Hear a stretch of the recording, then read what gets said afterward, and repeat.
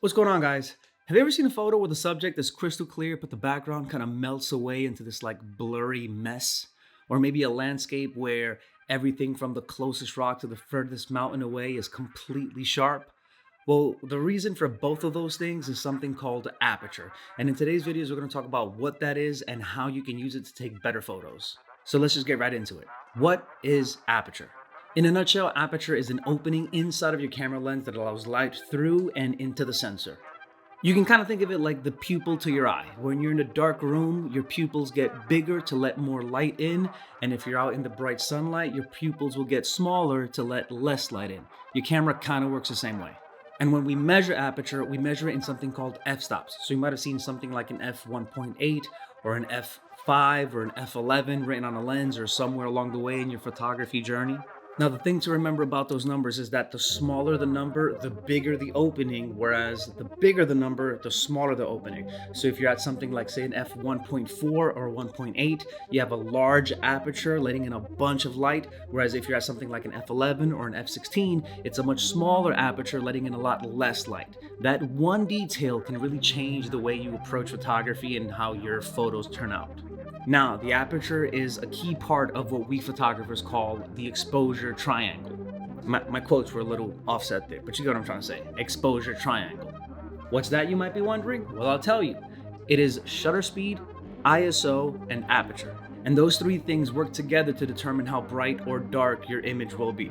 But in this video, we're not going to focus on the ISO and the shutter speed. We're just going to focus on the aperture. If you're shooting at, say, an f2.8, that's a pretty big aperture, so you're letting in a lot of light that can be beneficial in a low light situation. Whereas if you're shooting at an f11, for example, then that could be really helpful on a sunny day so your photos aren't overexposed. So circling back to what I said in the beginning about the sharpness or the blurriness of the image, the aperture doesn't only affect those elements of the image, just like from an aesthetic point of view, I suppose, but it also plays a huge part in, I guess, balancing your exposure. On that note, since we're talking about blur and whatnot, your aperture is also in control of what's called the depth of field, which essentially determines how sharp your image is kind of front to back. It's like more or less like what will be in focus in the image. So when you use a wide aperture, something like a 1.4, a 2.8, something along those lines, then you get what's called a shallow depth of field. So you can really isolate the image. Whatever is in the foreground or maybe even the background, whatever you choose to focus on will be really, really sharp and in focus, leaving what's known as a shallow depth of field, because shortly after that, it will be completely out of focus. So if you have a photo of, say, your subject right over here, your subject is here, your your subject is here, and this is the background. If you're shooting at a 2.8, your subject here will be in focus, and everything in the background will be out of focus, giving you that nice bokeh blur that we all know and love so much.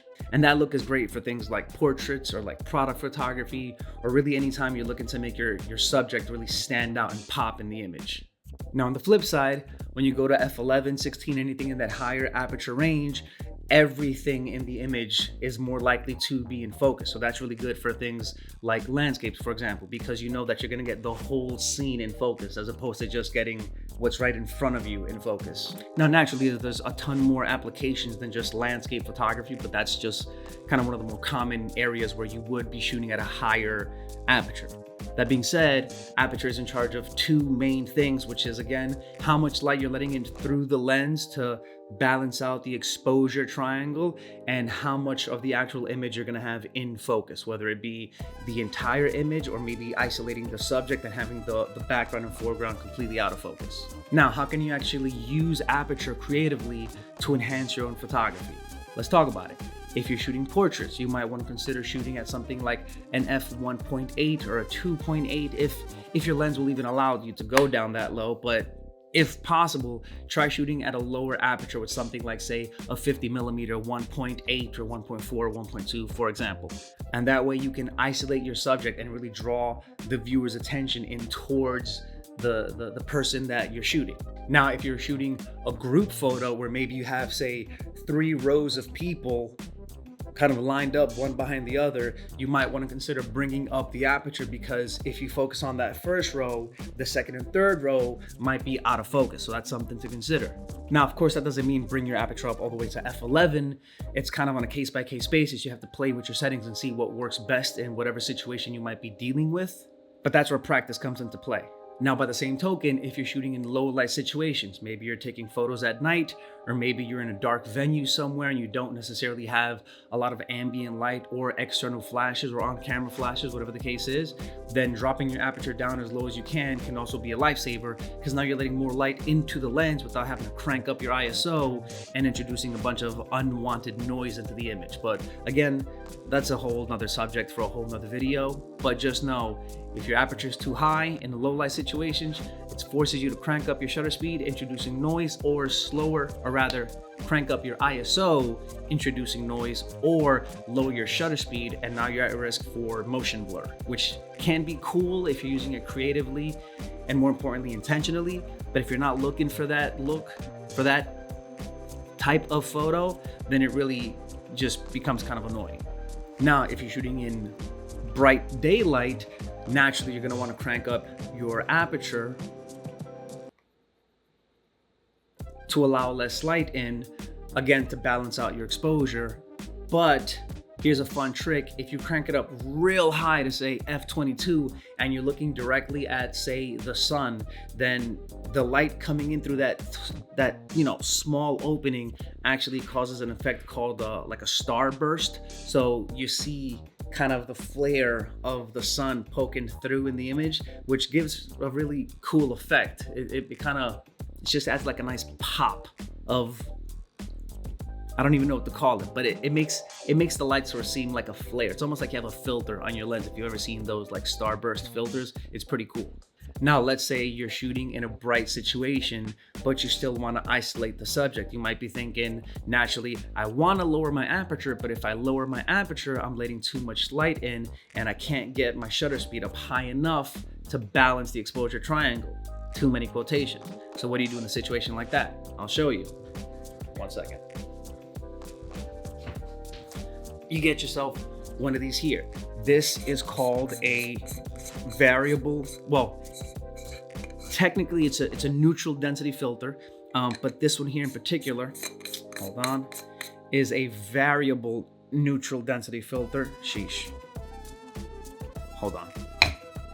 It's a little tricky because it's got this like rubber kind of thing on it to protect it. But so again, this is what's known as a variable neutral density filter. It's more so for video because as you twist it, it gets brighter or darker, but you can get just a standard neutral density filter that just has one kind of setting. Now I can take it off. I had to put it on so I can take it off. But this is basically just sunglasses for your camera. So if you see there, it's just kind of a dark lens, a dark glass, and you might be able to tell here if I twist it, you might see it get a little, let me see. Yeah, you see how it gets a little brighter there? And if I twist it, it gets darker. So this is basically just sunglasses for your camera, and they come in a variety of different densities, and you can throw that on your lens and drop down your aperture as low as you want it to be to kind of, again, help match that ambient light that you might have and still be able to isolate your subject and get that nice creamy bokeh background.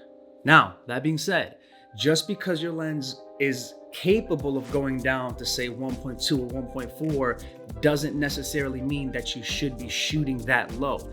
There are some lenses that actually get a lot sharper as you stop them down. So your image might look better at say 2.8 or f4 as opposed to 1.2 or 1.4.